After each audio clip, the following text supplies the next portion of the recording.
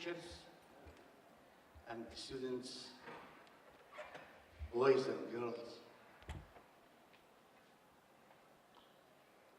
I am very happy to talk to you about my country. First of all, I will introduce myself to you to know who is the speaker, who is speaking to you. I am an international lawyer for more than 30 years. And I worked also in the United Nations as a representative of Arab Union lawyers. They are around 1,500,000 lawyers. I represent them in the United Nations about the problems of the Middle East and Far East also, and everything for human rights in the United Nations. I have two parts. The first part, I will talk about Syria, and the second part, I will talk about my flee or my asylum here in the United States, and why we have left our country through Europe and the United States and other states. Before of all, I will talk about Syria.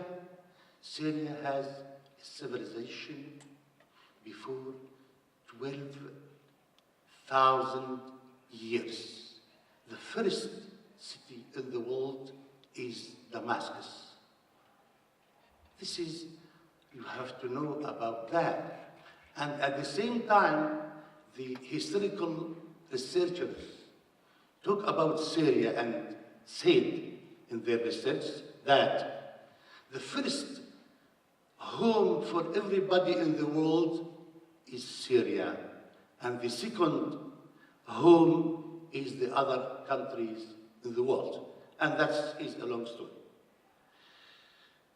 What we have in Syria? First of all, the people in Syria consist of many sects, and you can say we have majority of people and minorities in our society. The majority in Syria are Arab Muslims Sunnah. The majority. They are around 80%. We have also Christian, Arab Christian, who were our grandfathers. Our grandfathers were Christian. My father has been Muslim, and then I am a Muslim, and so on. And I will tell you also, my wife is a Christian, and we have no problem for that. Also, we have in Syria, as I told you, Christian people, Arab Christian people. They are around, you can say, 6%, 100%. And also we have Alawists. They are around 800%. And we have also others, some from here, some from there, the other persons in Syria. What happened in Syria? Sure, I'm talking to you briefly, too much briefly, to understand the show, to understand the situation. After 1970s, last century, Hafez al-Assad has controlled the Syrian rule and the government and everything through his coup on the others and put the others in the jail. It was not a problem because we used for that. And he is Alawist. We say it's not a matter.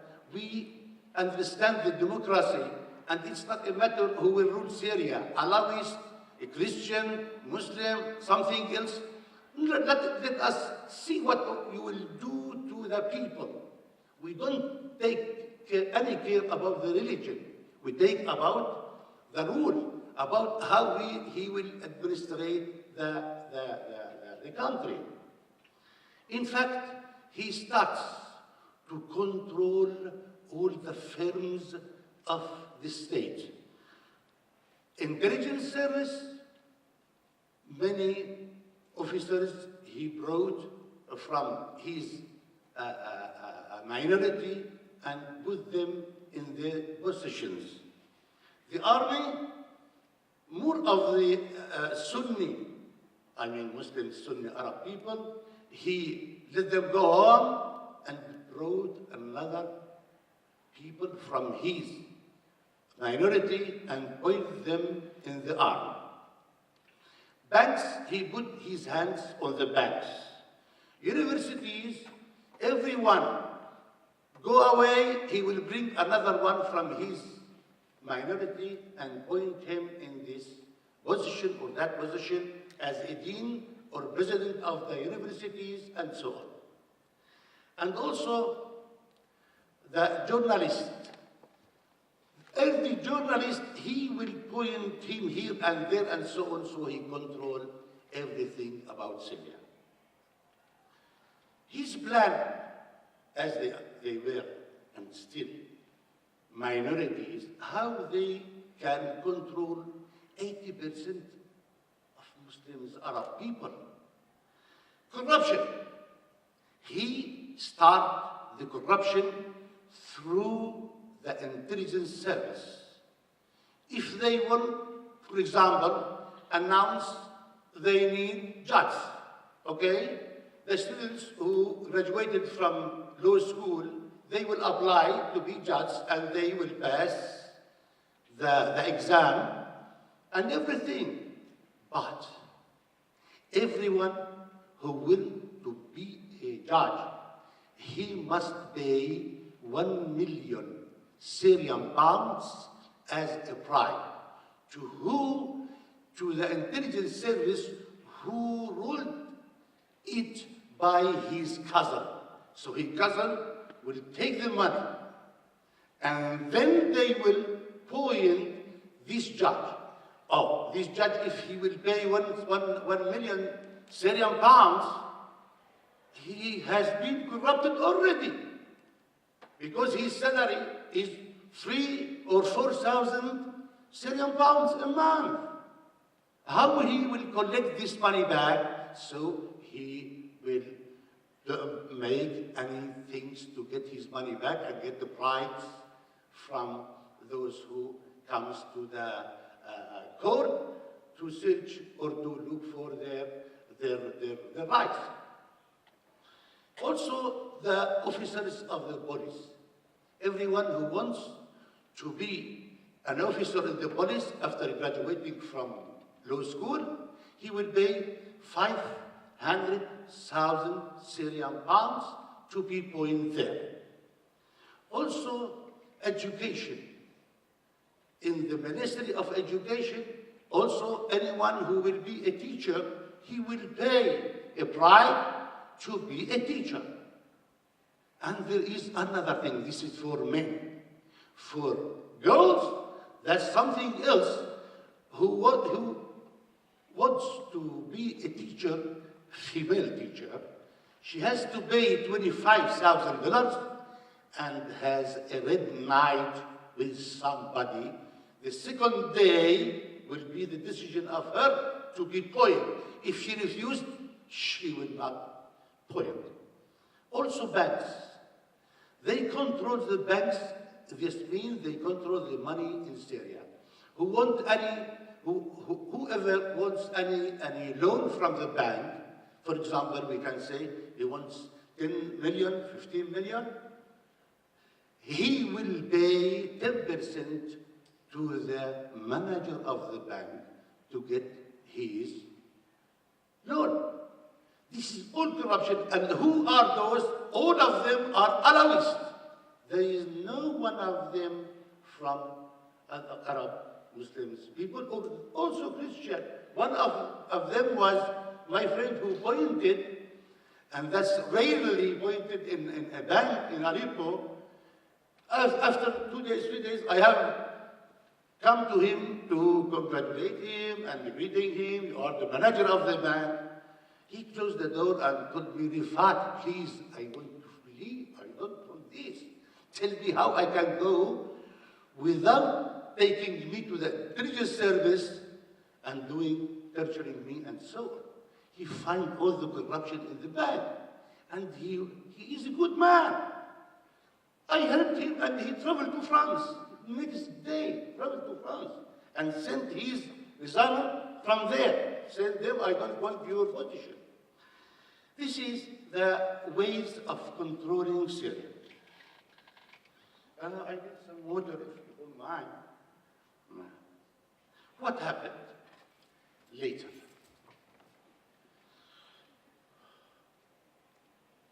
I'm talking to you briefly, too much briefly. What happened later? Thank you very much.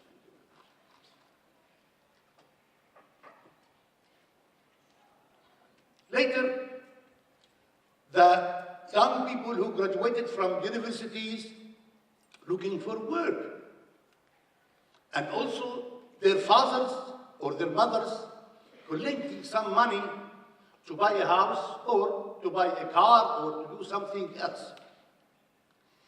The way of the corruption of the president, I mean the president exactly because he is the man who gives the orders. No one in Syria can do anything without his orders. They captured a lot of young men who the intelligence service and the security of army services and also the security, the police security. They stand in front of the schools and in front of the universities and capturing the students at the time of their going home and put them in the car without asking, who are you, what's your name? No, it's not a matter, just put him in the car. One of the directors, his name is Hassan. I remember him well. He was the director of the school in Aleppo, in Al-Jamaliya place. What the students run back and say, teacher, outside they are capturing us we don't know what the matter is. So he has gone and talked to the officer. Why you are arresting the students? What they have done? He catch him from his tie and say to him, you don't like that. He said, what are you doing? I am the director here. I am the director of this school. He take him from his tie and threw him in the car, kicking him into the car with his students. At the night he died. By torturing the teacher, I mean the director. They arrested in Syria around 700,000 young men. Male, not female. Female, something else. Through 3 years. What the dictator was doing with that? He wanted to bring back the money from the people. He wants the people still poor, looking for eating only without any thinking. So they announced through their bad connections with the families of those arrested men, oh, you can pay 100,000 Syrian pounds and we shall let your boy go home. And what they have done, while they were torturing the student, for nothing, they have not asked him, what is your name? He has done nothing. Oh, what is the number of mobile of your father or your mother? To hear them, the sounds of their son, what they are doing with him. You pay 100,000 Syrian pounds, you can get your child or you will never see him. I know some families, they sold their houses. They came to my office.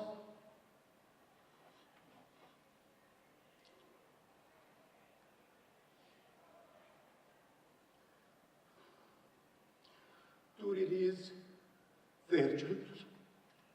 Anyway, some of them, they don't have money. They send them from the cities to the central prison in Damascus. Inside Naya, that prison is just only belong to the intelligence service and the securities, not the police. As normal, if somebody steals something, the police will catch him and take him to the prison of the city. That's something else. But that prison, there is nobody can get into that prison and see what's going on. Only the videos they send sometimes showing what they are doing with those students, 17, 18, and also the students of the university, 21, 22, like that. Those, they have captured them 7,100 through 3 years. What they have done with the girls, that's with the boys. When they captured a girl, they took her to raping her. Why? Just to humiliate. I don't know this word, Islam. The Islam is been to Islam. Humiliating. Just to humiliating the family and the girl. And you know, I am sorry for that, but I have to talk. Our girls are virgin girls. And the husband who will engage a girl, if he found her she is not virgin, he refuses her. This is our society. Sorry for that.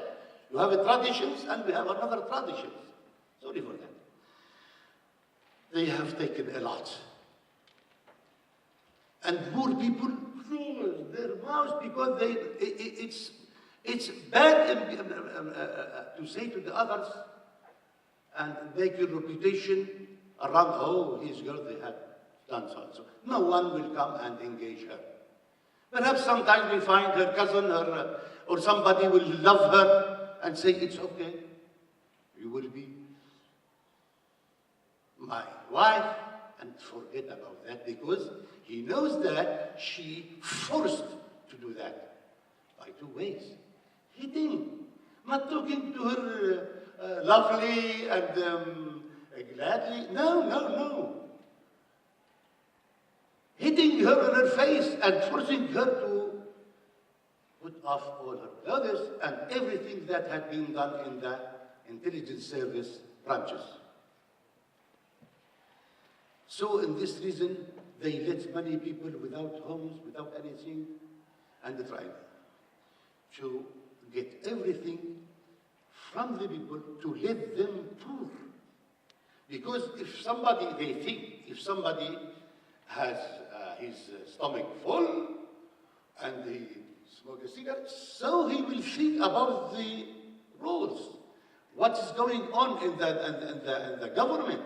They don't want anybody to think about that. Those are the dictators. Those are criminals. Those are guns. It's not a state. It's not a government. Those are guns ruling people. Don't think that somebody is a Christian, he is out of their capture. No, I know one of my friends, he's a Christian. His father paid $5 million. 5 million Syrian pounds to release his child from intelligence service. He came before a day to me and talked to me so and so and so. After the fact, what do you think? Can we raise a case against them? I said no, because of the law, and now I will talk about the law. He asked me what to do. I said, what they want? He said that they want just only 5 million Syrian pounds. And he has only his son and another daughter. He paid the money and take his child and bring him at the evening to my office. I took him from my office and we go out to have dinner together and talk. I told him, tomorrow you have to find any visa to your child outside of Syria because they will take him back again. You have paid 5 million to this branch. We have 4 branches. Every branch will run after your child and bring him to pay him their due. This money for their pockets. This money for their pockets, those Alawists, they do everything, and the president is very glad because he is a thief and he has stolen everything in Syria. He has $127 million or billion dollar in the banks outside of Syria. So he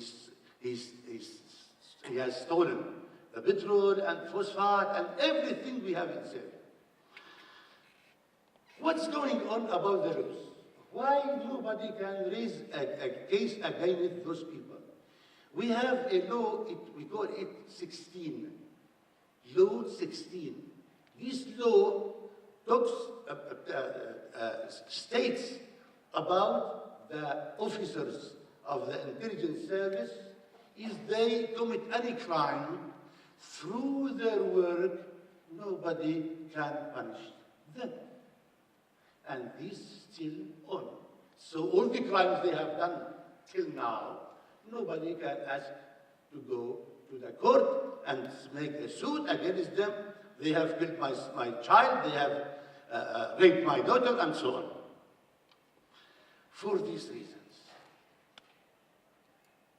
people everywhere in Syria rush in the streets against the corruption, first of all, not against the president, not against the president of this gang, not the president of this state. We don't have a state, we don't have government. We have a gang ruling Syria. They don't ask the first time to put him down. No. They ask just only change those corrupted people, change the mayor, change the general lawyer of the court, and so on. We want justice. We want justice. And the people shout in the streets demanding freedom, human rights, and law will cover everybody, no one over the law, everybody under the law in Syria. Those people, not only Arab, not only Muslims, not only Christian, not only Kurdish, everybody has a disaster in his house. My son, Amir, as I was, at the first rank in Syria, I can talk and do, they asked me many consultations about the foreign conventions with the United Nations, with other states. I review them and put my points about yes or no, and which term we okay, and which term we don't okay. They arrested my son, Amir. He was in the high school like you. 5 days, I don't know where is him. Imagine in your brain that a father doesn't know about his son 5 days. I have gone to all the police stations. Intelligence service, I call the man. Is my son at your branch? Tell me, and why you have captured him? Why you have arrested him? No, sorry, Dr. Rifat, we don't have this name. You are our friend, but sure we don't have this name. And as I told you, I was at the first rank in Syria. I call one Alawist, he is Major General, and one day I have a case for him and I succeed at that case and return his property back. They were fighting between each other. I told him, my son, I don't know where is him. I have gone to the places where they put the bodies in the cool place. I said perhaps a car hit my son and he died and he has no identity with him, or his identity has been thrown on the land and everything. 5 days I have not slept. Then this Brigadier General called me the fat. Your son is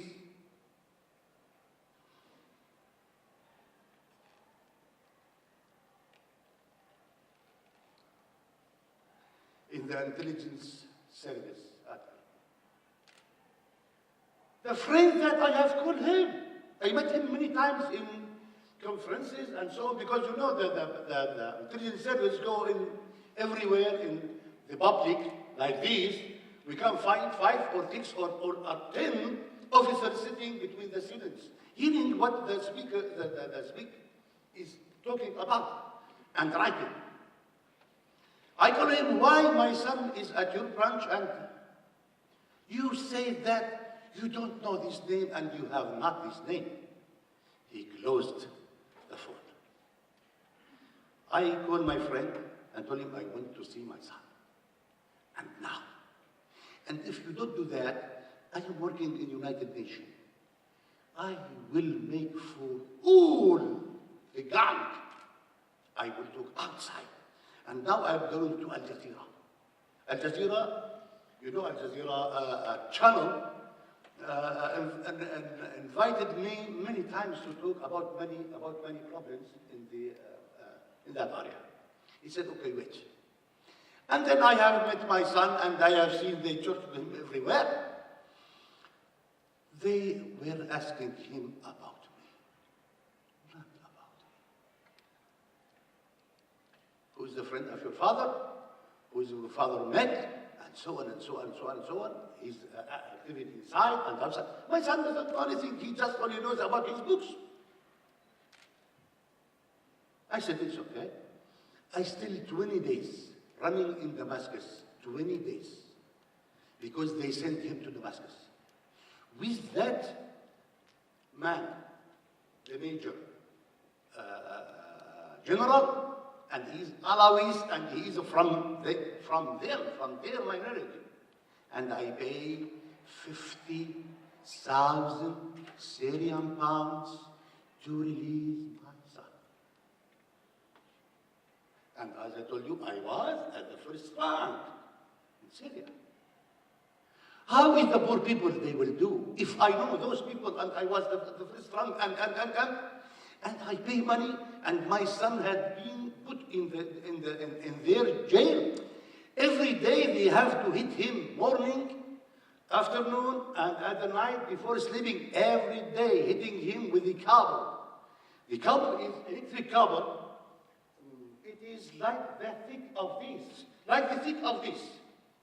It's electric cable.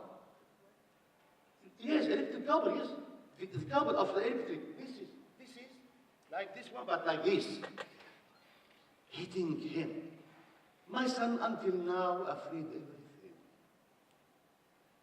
And they have done this with all, more than 1 million male men in our country to humiliate them. Okay. Now, after the people rush in the streets and demanding freedom, human rights, and law is over everybody, no one over the law, and demanding, shouting and demanding freedom, human rights, and law is the first and overall. The president of the gang ordered the army to go into streets and kill everybody and arrest anybody who has not killed. The minister of the army, though he is Alawist, refused his order and said, this is not our task. This is the task of intelligence service, not the task of the army. He felt that the president will kill him inside the presidency, inside the ministry. I don't understand it, it's okay. In his office, he fled to his village, though he is Alawist. His name is Imad Habib. He fled to his village. Why? Because the president of the gang cannot go in his village and bring him, because he is more stronger than the president between his people, between his race, and so on. Then he brought another one and put him as an army minister, and killing the people by rockets, by warplanes, in the streets, everywhere, and also arrested women and children, and also men. They killed the men and captured the women. You understand the word capture? Not arrest, capture. Capturing the women, as before 2,000 years in the history, and took them to their branches to be raped. Some of them has children inside of the prison, and still to this time I talk to you. Some of them has one child or two child in the prison because of the raping of them. For the children, they slaughtered the children. Slaughtered the children. By who? By the militias they brought from Iran. Iran are not Sunni people, they are Shiite people. You understand? Okay? So they slaughtered the children here and there. Sure, the people will fight. Some of them fight with a stake, some of them fight with a stone, some of them they have flowers, they have automatic gun, fighting planes, fighting rockets, and fighting tanks, and so on. So he brought Russia by the air to use it to throw the rockets on the people, and also brought Iran militias to kill the people on the ground. To kill the people on the ground and raping the women and killing the children. That's push the people. Okay, so Yes. I'm going to finish. A few minutes finish. okay, so here's what I'd like to suggest. We've got some questions that you've come up with that are very specific about Dr. Moustafa's family. Yes. Dr. Moustafa, Just a minute. I want to finish. 2 minutes. I will finish what I'm talking about, and then we shall go ahead. Why I have led the United States, and I will thank the United States. so I think, 2 minutes. I will finish. Okay. Let's make the people to go out of Syria by force. So you find many people in Europe, you find many people in the United States and other places, and everybody let his property, and they have come over their properties, and the war still till now between the people of Syria and this gang. We don't have civil war in Syria at all. We have people demanding for their freedom, demanding for human rights and democracy, and law is over everybody. I will stop on this for Syria, and I will talk briefly, too much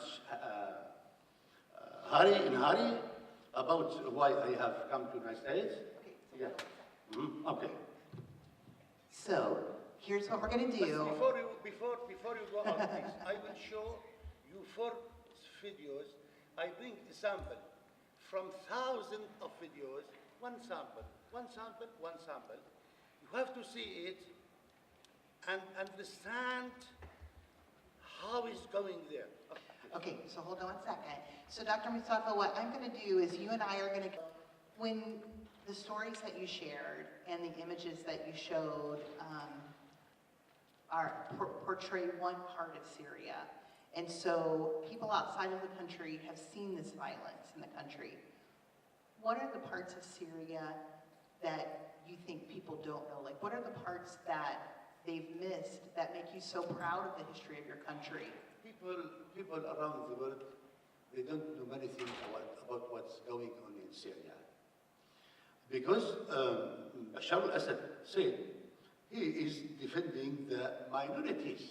And the people around the world, oh, he's implementing human rights. In fact, he's deceiving the people. He killed the people, killed everybody. Who is against him from the minorities, he killed them already. And some of them fled, for example, Michel Kilo and George Sabra, and so they are Christian, and so on. A lot of Christian people against him, and they are outside of Syria, because his way to kill the people and kick them out of Syria who has not been killed or arrested. Why? Because he will change the demography of Syria, and now they are working on that. They have brought a lot of people from Iran to put them in the places of those people who run away to Turkey, to Europe, to the United States, and other places. And they seized their properties. And they refuse to return back. For example, Putin has come to Germany and said, okay, please come back, and Syria will be democratic. They are deceiving the people. Some of people get back to Syria. They had been arrested at the borders. And some of them had been killed. So he is lying on the people, lying on the international society. And we hope United Nations will start really to finish this problem. He is a criminal, and he is the president of gang. Those are all gang, not government. And everybody in Syria, everybody want freedom, human rights, democracy. Of course. You shared the story about how you had to pay a ransom to get your oldest son back. After that, how much longer was it until you decided you had to leave and get your family out of the country? I have been here for 2013, and then after 1 year, I have got the asylum here and have the decision of the human Department of Department of the Security of the United States, and then I brought my children after a year, but without Hasib. Okay. And Hasib stayed in Syria for 2 years, in Egypt. And was that because you couldn't, so how difficult was it to bring your whole family over together? Like, why did Hasib stay in Egypt? That I astonished when they say, when they said they will let Hasib in Egypt for 2 or 3 months, just only for mandatory process, and he will follow his family after 2 or 3 months. I said, it's okay, it's not a matter. 2 or 3 months, you will make research, do anything you like. They make him stay 2 years in Egypt, and I fight by law. And all many journalists work with me. And we make this over the world, everywhere, to know what they are going on. He is a child, and he is disabled child. You have seen his hand. He needs someone to put his clothes, to feed him, to wash him, shower him, take care of him. He is alone in Egypt. And that was a crime against the human rights. And then at the end, I have my son here with me, and that's because of the high values of the people in the United States, not because of the government. You know that President Trump banning Syria people to come here. But the people of the United States stands with me, hand in hand, and they brought him here. And when he registered in this school, he has planted 2 plants outside in the front of the door. The red flowers has Hasib planted them to all his friends in the school to say to them, hello, I have planted a flower to you to show you who is Hasib. Yes. So he stayed 2 years in Egypt because the Egyptian government wouldn't let him leave, or because the U.S. government? So how? The U.S. government, not the Egyptian government. The Egyptian government has nothing to do with me. Okay. But because of U.S. government, they delay him there because of mandatory processing. What is mandatory processing? This is a child, and I have the right to bring any child under 21 as the convention, international convention, and as also the convention of the childhood. United States had been signed on these conventions all. So it's a crime to let my child there for 2 years, for a day. It's a crime. How it's for a long time, for 2 years. Now you know Hasib at the 10th grades. With his brother, he must be now as 12th grades. But because he has no father, no mother in Egypt, the school refused to register him in the school. They told him, go and bring one of your parents, father or mother, and come back. He said to them, I don't have anybody here, all of them are in the United States. They told him, we are very sorry, we cannot register you. So Hasib stayed without the school, without mother, without father, without brother. Oh, thank God that I have brought him with the assistance of the people. The high value the people they have here, they stand beside me because they have seen him and talked to him and understand what's going on. Yeah. And so, just to make sure I understand clearly, you left Syria first and came here. And during that time, you were doing all the paperwork to try to get your family. But do I understand correctly that your family went to Egypt first before they joined you here? Yeah. What would you say as Syrians in Egypt during that time, were they accepted in Egypt? Were they not? What was that experience like for your family? Before I came to the United States, I have been in Europe. I have many visas to go to Europe.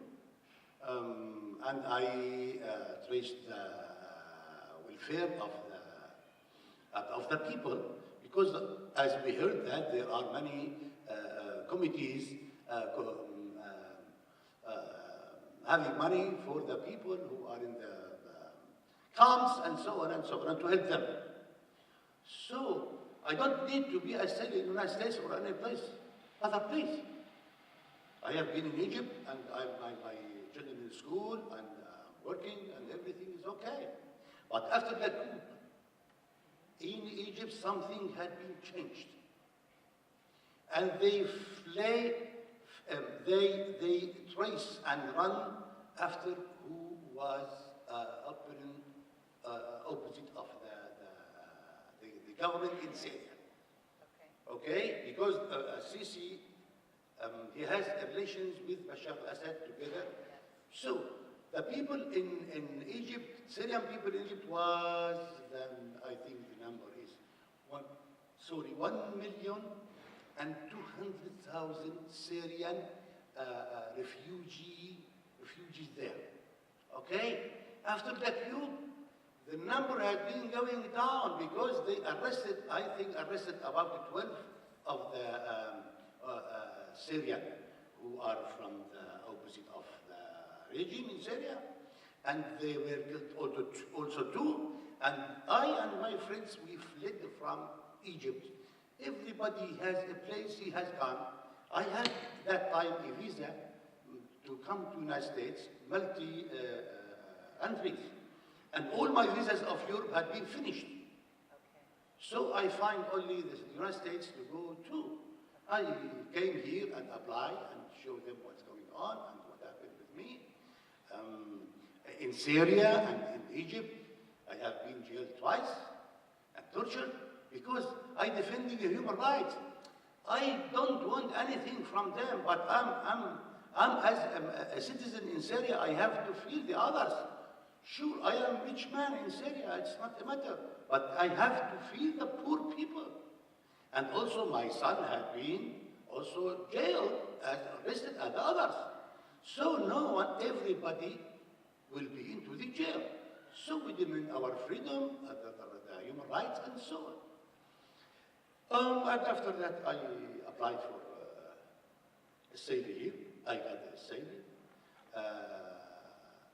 And I applied to get my family here. And as I told you, I get them all just only Hasib stayed here, and also Amir. Amir, who was, who I talked about him, because Amir was 10 days more than 21 years. Still now Amir in Egypt, and he is alone, and he doesn't know what to do. The university, he cannot go there. They will arrest him and send him to Syria to fight, and he will never go there. And if he will go there, they will arrest him and torture him and kill him by torturing and so on. So I'm just looking away to how to bring this, the Amir, to bring him here. I hope so, and I hope that the people will help me in any way to bring him here. He has studied law also. Yes. So he's afraid because he has been in intelligence service for 20 days. 20 days. This means that he is afraid up to now. He doesn't like to see Syria because of those comments. So I hope so. I hope one day he will come here and live with us. Yes, and we reunion the family together, because always we feel about him and we talk with him. And I have tried to take him to Canada. I'm still trying to take him outside of Egypt, and still trying to go. But I hope one day Mr. Trump will understand the people, Syrian people, and allow them to come here, because Syrian people are creator people. Everyone is a creator of us. We do many things. We work. We don't waiting the government to give us 100 or 200. Everybody work everything. Driver, any work. The Syrian people like to work, not like to have any assistance from anybody. And they are good people. We don't have any terrorists. Look, give me before 50 years ago till now, one name of Syrian people is a terrorist. One. Give me one name. There is no. We have a civilization for 12,000 years ago. And we help the others, we help you before time ago to start the civilization in Europe and so on. So we can go ahead with the people here and do whatever we can do to develop everything, and as we can be like any citizens here. Yes, this is what I hope so. I hope one day Trump will wake up and say, no banning on Syrian people, and everybody wants to come to the United States, he is welcome. I hope so one day that he will do that. You will have a good people between your people, and they will go ahead with the people, and more of them, they are doctors, they are engineers, they are lawyers. For example, I can make lectures in the university here about the comparative laws between United States laws and Arabic laws. Arabic laws, 22 countries. And this is good idea for that students here of law to know about the laws. If, for example, is visiting Middle East or working in Saudi Arabia or Gulf by a contract as a lawyer, he has to know some idea about the law there. This is good. This means that to cooperate and put all our education together and go ahead for a better life for everybody. So how did you end up here in Upper Arlington? So how, when you came into the States here? That's 3 years ago. When I brought my family, I have been here before my family 2 years, so I know what the districts are here in Columbus. And I know Upper Arlington is the best place in Ohio, not only Columbus. And I heard about the schools and everything, so I have come and put them here and tested them at your schools. And thank you very much. I am very happy because my children are here in these schools, and the teachers take care of them and help them to go ahead with their life and their education and their study and to be at the first. I think that I think you've covered most of what the students' questions were. I think they'll remember what you shared with them, because it's one thing for me as the teacher to talk about it versus someone who's lived that and someone who loves that country and has seen how, as you called, the government led by guns, how that person has really taken away all those rights from the people of Syria. I hope one day, and very soon, the gun will be taken to the court to be punished. Everyone has committed a crime must be punished, whoever he is. And from any party, this party or that party, anyone who commit any crime against the people in Syria, he must be brought to the court and be punished. This is one. Second one, we want democracy, human rights, and the freedom. And the law is overall. Nobody on the law, and you have no punishment, and you shall be punished. No. This is Syria. Syrian people, as I told you, has a white civilization long time ago. And still we have this through our grandfather and the grandfather and the grandfather. So we hope so one day, and very soon it will happen. I hope one day President Trump will say, okay, I will push the file of Syria to the International Criminal Court through the Council, International Council, and everything will be okay.